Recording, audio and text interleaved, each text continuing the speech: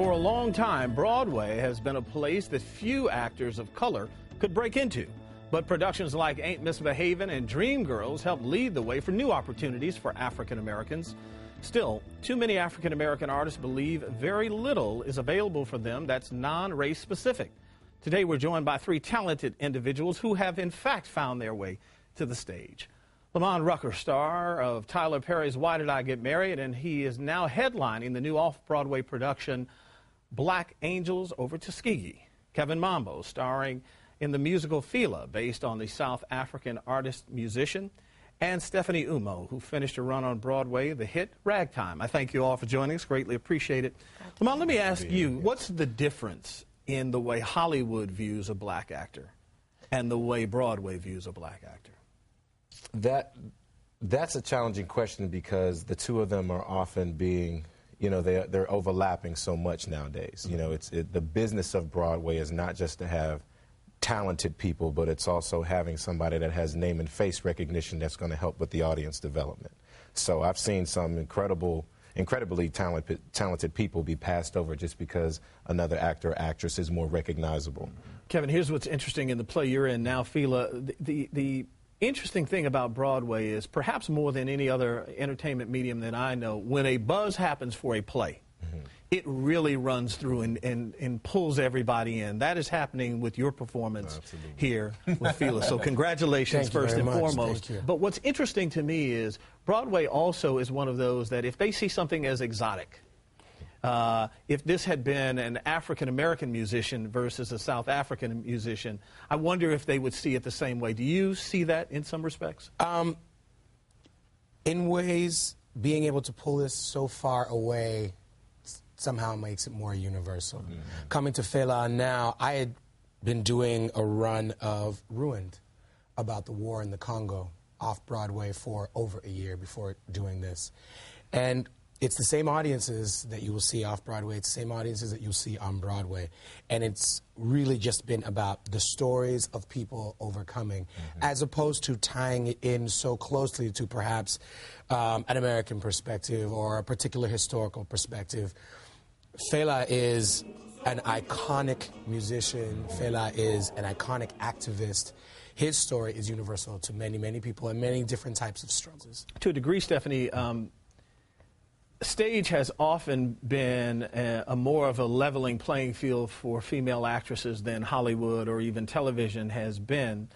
Give me a sense of what you, as an African-American female, have faced in trying to make sure that people see you in the same status that they see others who come for an audition. I don't necessarily look at it as a race thing, and I think that as soon as I acknowledge that and I recognize that I'm not here.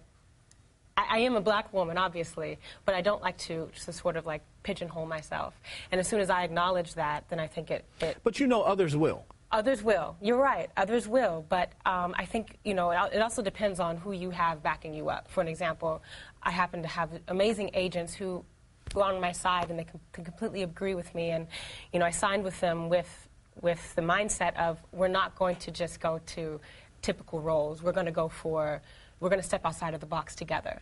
And so, we've been pushing for that. And that may mean less roles, but I'm willing to fight for that. I absolutely am. Lamont, what's interesting to me is what our friend Tyler Perry has been able to do with his model is he has given a new muscle, if you will, to what used to be called the Chitlin Circuit. Right. And there is, through his plays and others, a new sense of attention that these plays are receiving. How do we keep the, quote, Chitlin Circuit plays alive, give them credence? Because you don't want them to die away if, in fact, we started to funnel our way through there. Right. How do you keep the balance of the two, you think? Well, I think acknowledge that everybody has a voice. And I think as a black man and as African Americans, I think that's a balance and a duality that we struggle with all the time. Although this Chitlin Circuit got a lot of has a negative connotation to it. I think Tyler is one of the many people, and he's not the only successful producer in that genre, but have validated that there is a very viable audience and a very viable business opportunity it's a tough position, you know, for any trained It's actor. terminology, really. Yeah, really. I mean, these are audiences that have wants, needs, desires, and they want to be addressed as well. They have spending power. They want to see some of their stories on the screen, as well as going to see some of these other things. So I don't, as you say, it's not even a separate debate. To me, it's about addressing a larger audience. Let me ask this question, Stephanie, and let me go to you. When you looked out, when the lights were down enough for you to see the audience, yes. The makeup of the audience, Broadway is traditionally majority white when you go to an audience. A lot of it is economics, but a lot of it is that we as a community just have not found our way to make it a normalcy to go see a play on Broadway. Was that, in fact, the case at Ragtime, and was it ever disappointing to you not to see more faces of color? Actually, yes, I have to agree with you. There weren't many people of color that came to see our show. And I don't know if it was because we weren't open for very long, so we weren't able to get the message out soon enough. But, you know, I don't know if there were plans for groups to come in the future, but, yeah, there weren't, the audience wasn't that diverse. And conversely, let me ask you before we go with your play, Black Angels over Tuskegee. Obviously, something that is written specific to our community in the sense of the context of it. But what does the audience make up for your play?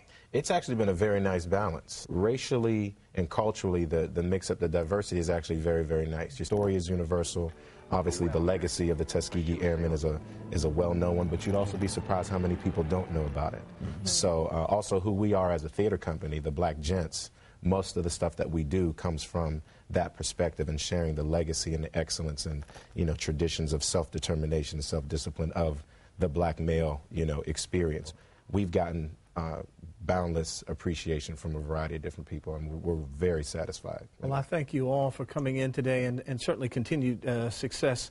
And hopefully our next conversation will be talking about the dearth of black actors and actresses who find their way to that hardwood. There'll be so much work. I know. I can't do it. I thank you all. Take a commercial break. We'll be back right after this. I'm David Allen Greer, wishing Black Enterprise happy birthday. You're 40.